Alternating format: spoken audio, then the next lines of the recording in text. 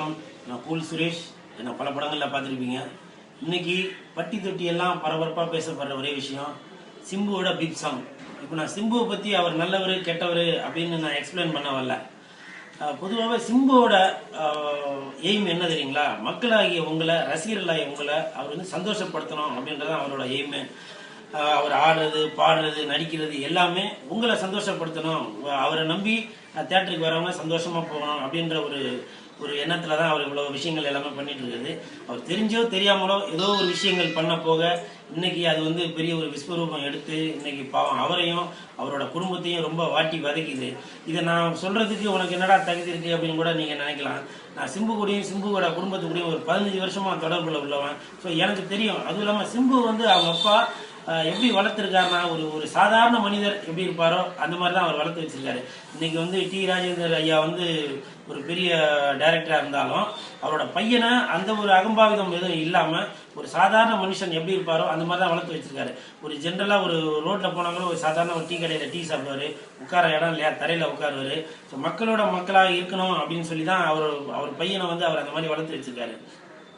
அதுவும் இல்லாமல் சிம்புக்கு வந்து பார்த்தீங்கன்னாக்கா மற்றவங்க மனசு புண்படுத்தணும், ஒரு சில வக்கிர புத்தி அது மாதிரிலாம் இல்லை. தான் வந்து ஒரு நம்பர் 1 நடிகர் ஆகணும், அடுத்த நடிகரை ஓவர்டேக் பண்ணணும் அப்படின்ற ஒரு இதுவே இல்லாமல் வாழ்ந்தவர் தான் இப்போ வரைக்கும்.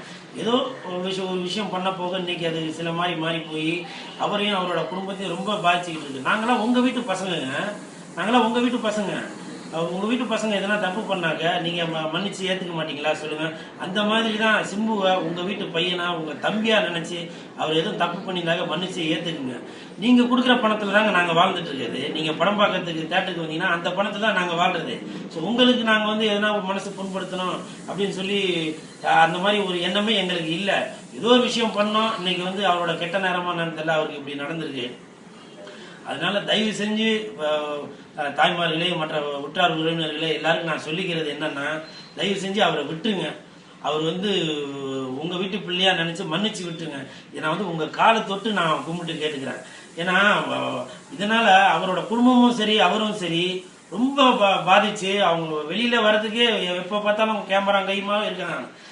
அதனால அவர் வந்து ஒரு ஜென்ரலான விஷயங்கள் அவர் எதுவுமே வெளியில சொல்ல முடியாம ரொம்ப மனசு நொந்து போயிருக்கிறாங்க. ஸோ அவங்க குடும்பத்தையும் வாழ வைக்கணும். ஸோ அதனால நான் சொல்லிக்கிறது என்னன்னா, தயவு செஞ்சு சொல்லிக்கிறேன், உங்க காலை தொட்டு கேட்டுக்கிறேன், தயவு செஞ்சு சிம்பை விட்டுருங்க. நான் ரொம்ப இதை எப்படி சொல்றதுன்னே தெரியல. ஏன்னா நான் ஜாஸ்தி பேசினாங்க அப்ப நான் ஏதோ பேசிட்டேன் அப்படின்னு சொல்லி மக்களாகி நீங்க எதுவும் தவறா நினைச்சு